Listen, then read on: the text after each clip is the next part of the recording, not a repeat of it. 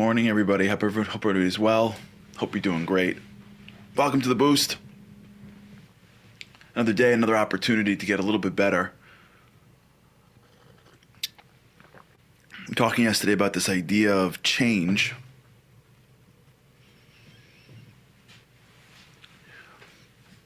Our mind loves yesterday because yesterday's familiar.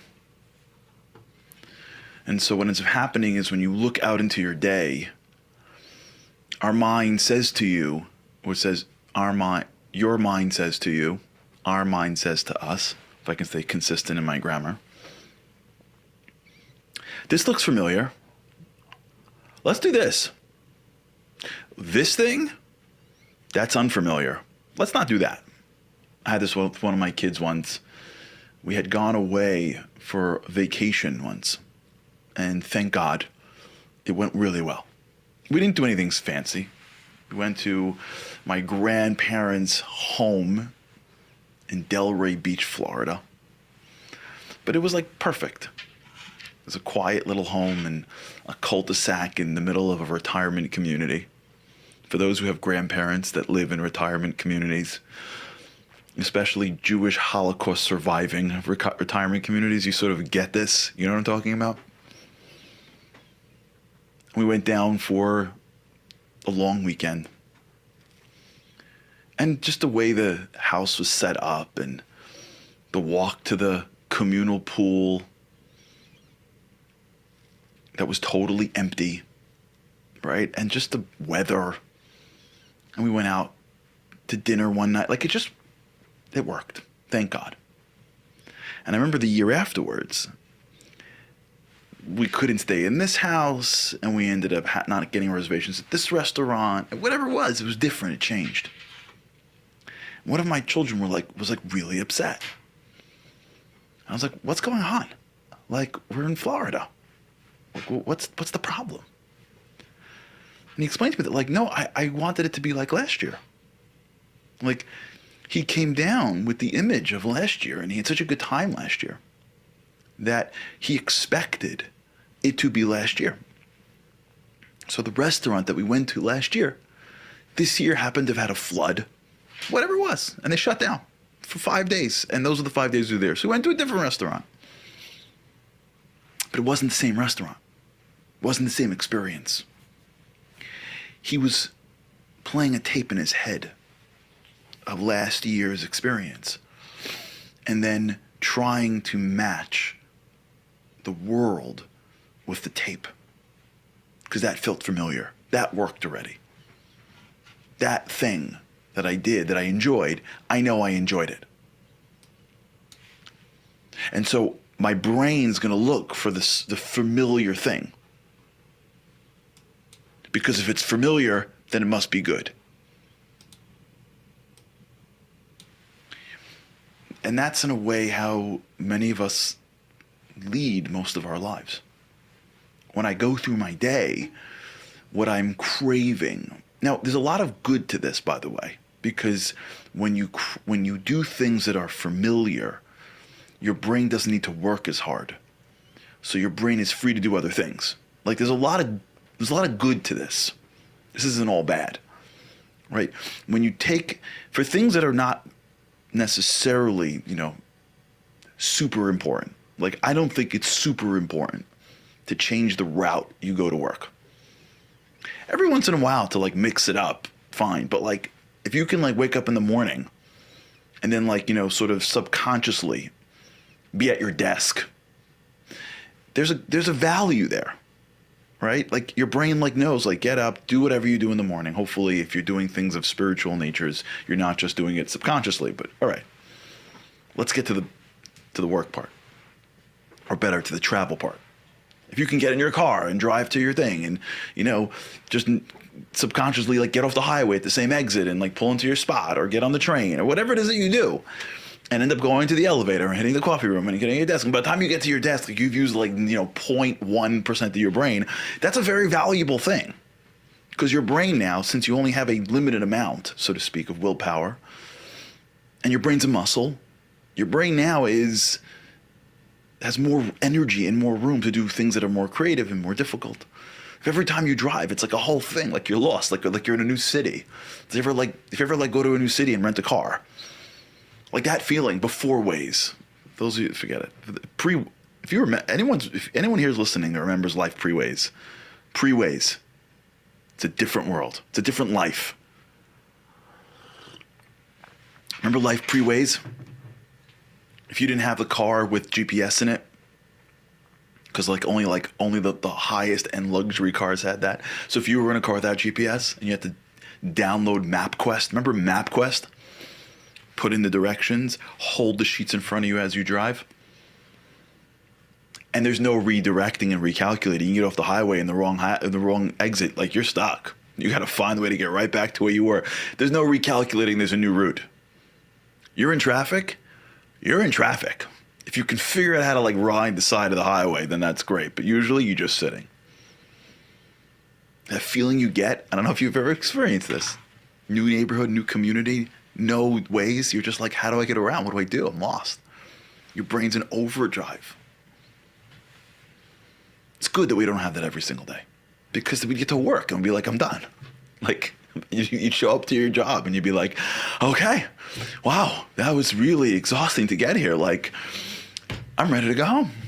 You're saying it would be impossible. But there's value to your brain saying, no, I know how to get there. Let's take that route. But here's the thing.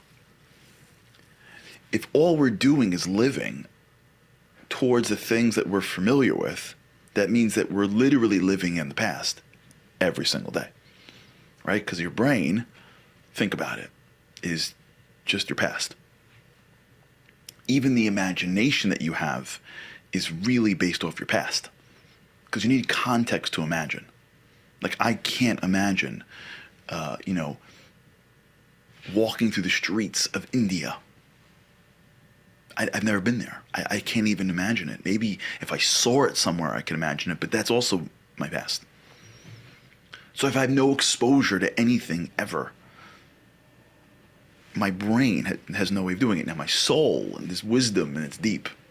Let's not get to the spiritual wisdom and how you can get things from your soul that you've never seen. Okay, that's advanced spirituality, but just between, a regular normal person. All my brain is my past.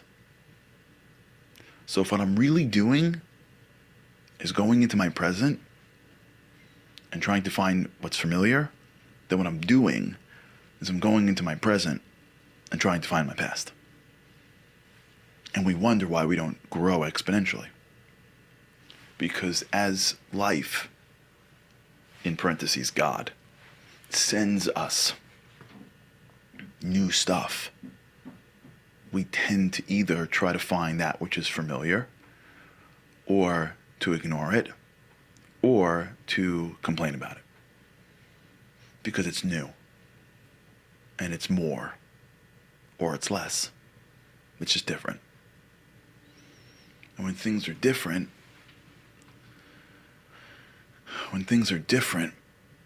they feel off to us. Why? So let's go back to our brains. If everything that is my past that I'm familiar with feels familiar to me, and I associate being familiar with being me, who am I? I'm just basically a collection of things that I've already experienced. So I've associated that which I've already experienced with me. So things that are new experiences that come my way that I've never seen before, never experienced before, never had to do before, those things aren't me. I know me. And the thing that I'm doing doesn't feel like me. Now, so what happens to us, this is where a lot of our lack of growth comes in, is that when you go out into the world, you lead with your brain and not with your soul. And your brain wants yesterday. Now your soul wants greatness. And greatness is usually in things that you haven't done yesterday. And if you've done them yesterday, usually you're trying to grow past to something else. So even if you've done it You got to get better at it. You got to take it to the next level. And so every single day we walk around, and what's happening is that we're getting opportunities for greatness.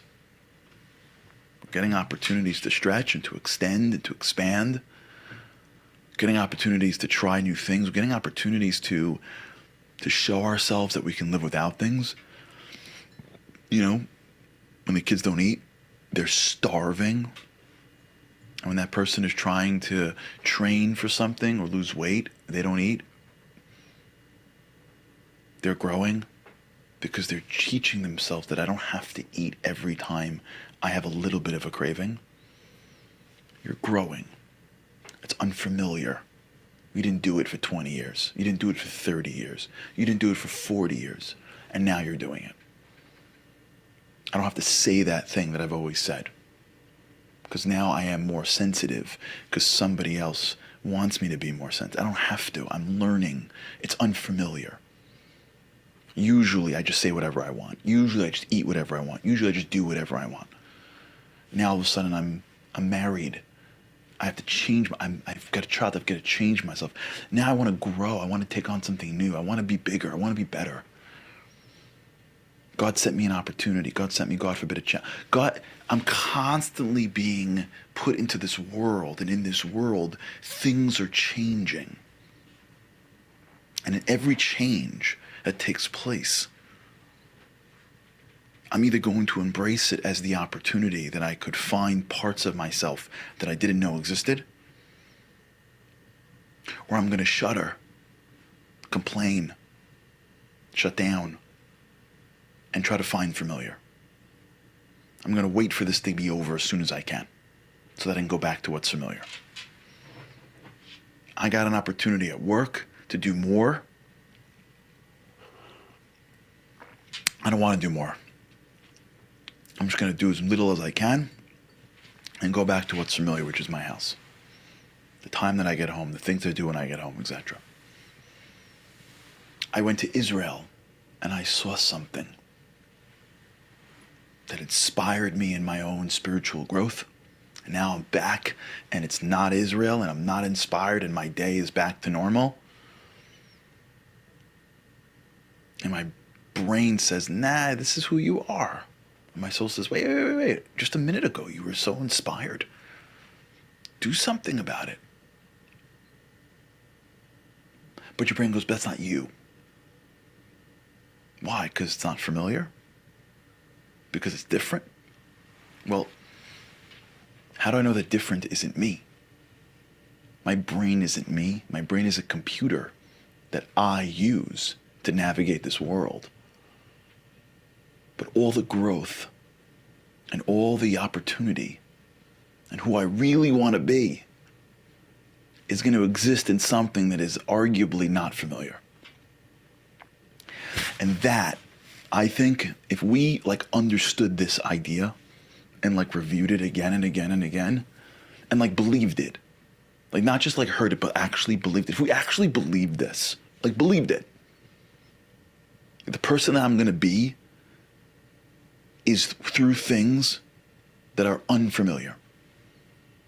That means me, the real me, not my brain, not my hands, not my eyes, me, the essential me, cannot become who it is supposed to be unless I travel through the unfamiliar. Because if I'm traveling through the familiar, that was me yesterday. And if I am alive, most likely it's because I have something to do today that I couldn't finish yesterday. And so for some, unfamiliar is a little unfamiliar. A little unfamiliar. It's the same thing, just the facts are different. I'm still in class, I'm just taking a new subject. And for others, they're willing to embrace the unfamiliar. I'm out of school now. I got to figure out how to make it in the real world. They didn't teach that to me. Okay, I got to figure it out on my own. That's why, by the way, if you look at kids that are struggling in school, for those that are a kid or that have a kid struggling in school, do not give up on the child. One of the reasons why you do not give up on children that are struggling in school, A, is because it's a child. Even the thought to give up on a kid because of school is insane. But that's for a different story. That's a parenting concept. Because a lot of times kids that struggle in school do not feel school as familiar. And when they get out into the outside world and the rules are different, it's not structured, it's not based on subjects, you don't follow a curriculum, there are no clear tests. Different. You win more by collaboration than by isolated study. No one cares if you memorize, they care if you can apply. Sometimes having the guts to say the things that you would never say in class is exactly how you get what you... It's a totally different system. In some jobs. In some jobs, not. In some jobs, it's like school. It's just applied school. But a lot of times when a kid goes through life and struggles in school, struggles with that geographic set of friends that are based not only on, like, kids are stuck into like a cohort of people that were born around the same month, live in the same community, and sometimes kids, they can't survive. They can't thrive in these areas. And we think that they're not going to make it because they told us that if you can't excel at these subjects, you're not going to make it in school. And it's just not true. You need education to get through life. You need to know how to do things like to read and to write. You need that for sure. But you do not have to excel in an educational institution to make it in life. And if you need any examples, just go to the Barnes and Nobles and take half the books off the shelf. And the reason why a lot of these kids that have the right background, not background, they're the right support systems, whether it's mom and dad, whether it's teachers that believes in him, sometimes it's the coach, sometimes it's a grandparent. When these kids that have some support, some we believe in you in their lives, because school is unfamiliar to them, when they get out into the other world, the real world, they do not fall back on the familiarity of structured systems. So they allow unstructured environments to be their new familiar setting, and the world is unstructured. Spiritually it's structured, but physically it's unstructured. And so sometimes, you see this all the time. I see this all the time, and I'm sure you see this all the time. People that are like the least likely to succeed in their high school yearbook, when they get out, they can breathe. They don't know how to follow the rules as much, but they make their own. And you know what? In today's day and age, you can make your own rules. They don't study the way you're supposed to study when you're in a classroom, but they study in a different way, and they figure things out. And they become successful, healthy, contributing members of society. Because they embrace that which is unfamiliar. Because they didn't have the ability to have anything familiar. Because when they were 11 and they were 14, school was still unfamiliar. So when they get out into the world, they're used to the unfamiliar. They're not thrown because the world is unstructured. They're not like, what do I do? All the time. And by the way, to the flip side, there's a lot of people that do great in school and do great in life. There's no rules. There are those that do great in school that don't. Those that do great in school and do. Whatever. I'm just saying. Feeling unfamiliar is the darkness that we walk through to get to the light. All right, we'll talk about it. All right, everybody. Have an amazing day. With God's help, I cannot wait to see you again tomorrow. Have a great day.